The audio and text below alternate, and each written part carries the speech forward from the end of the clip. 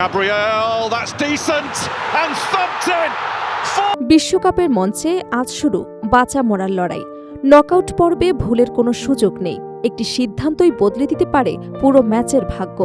তাই নরওয়ের বিপক্ষে গুরুত্বপূর্ণ ম্যাচের আগে ব্রাজিল দলে বড় পরিবর্তনের আভাস দিয়েছেন কোচ কার্লো আনচেলত্তি। চোটে ছিটকে যাওয়া লুকাস পাকেতার পরিবর্তে প্রথম একাদশে দেখা যেতে পারে আর্সেনালের তারকা গ্রাভিয়েল মার্টিনেলিকে।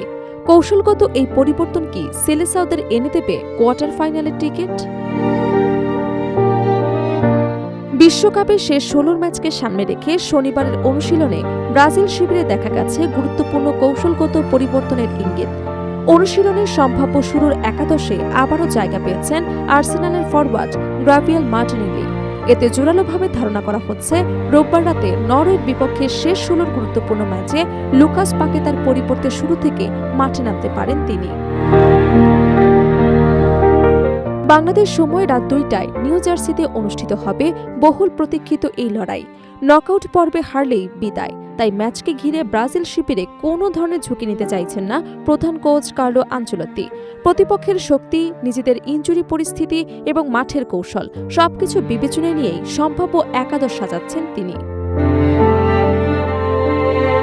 শুক্রবার এবং শনিবারের অনুশীলনের বেশিরভাগ সময় মার্টিনেলিকে মূল একাদশে রেখে বিভিন্ন কৌশল অনুশীলন করিয়েছেন আনচেলত্তি।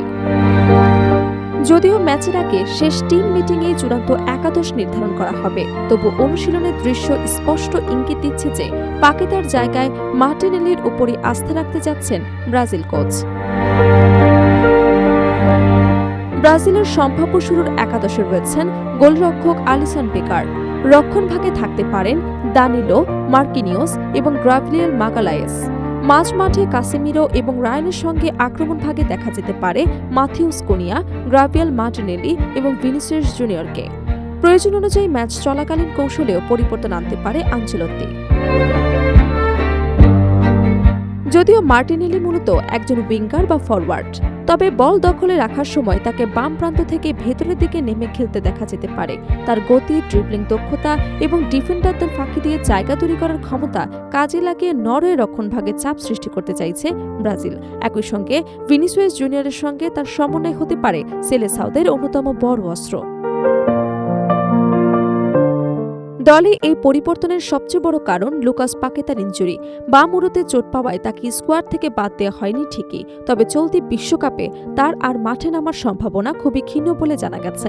ফলে জাপানের বিপক্ষে যে একাদশ খেলেছিল পাকেতাকে বাদ দিয়ে বাকি খেলোয়াড়দের প্রায় অপরিবর্তিত রেখেই দল সাজানোর পরিকল্পনা করেছেন আনচেলত্তি। অন্যদিকে আরেক গুরুত্বপূর্ণ তারকা রাফিনহাও ইনজুরির কারণে নরওয়ের বিপক্ষে খেলতে পারছেন না। তবে ব্রাজিলের মেডিকেল বিভাগের আশাবাদ, দল যদি কোয়ার্টার ফাইনালে জায়গা করে নিতে পারে তাহলে পরবর্তী ম্যাচের আগেই তাকে পুরোপুরি সুস্থ করে তোলা সম্ভব হবে। এখন দেখার বিষয় আনচেলত্তির এই সম্ভাব্য কৌশল কতটা সফল হয়। মার্টিনেলিকে প্রথম একাদশে নামানোর সিদ্ধান্ত কি সত্যি ব্রাজিলকে কোয়ার্টার ফাইনালের টিকিট এনে দেবে, নাকি নরওয়ে তৈরি করবে নতুন চমক? সেই উত্তর মিলবে মাঠের লড়াইয়েই।